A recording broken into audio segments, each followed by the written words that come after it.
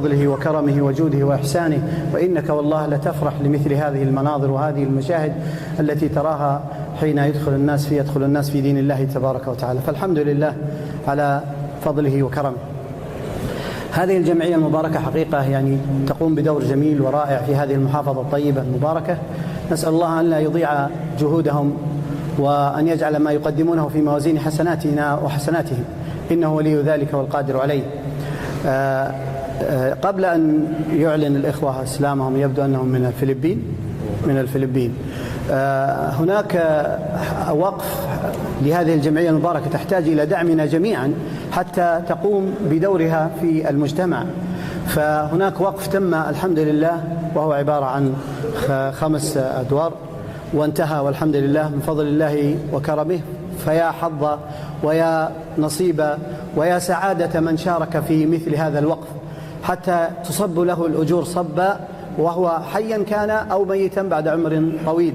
والآن عندهم وقف آخر وهو ما يسمى بوقف النور، وعبارة عن 8 شقق، فتحتاج إلى دعمنا جميعا.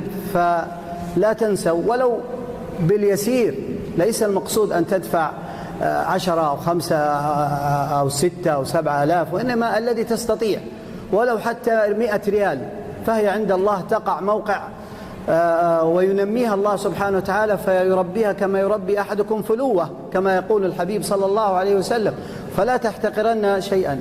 والذي أريد أن أنبه إليه، الله سبحانه وتعالى يقول ما تقدموا لأنفسكم من خير، ما تقدموا لأنفسكم. إذن أنت تقدم لنفسك، ما تقدم لآخر، لأنه بعد الممات والله بعض الورثة ما يذكر من وليه هذا أو أخوه أو غيره بريال واحد. ولذلك اسعى لنفسك. أسأل الله سبحانه وتعالى أن يوفقنا وإياكم لكل خير. معنا الإخوة الآن الله يحفظهم.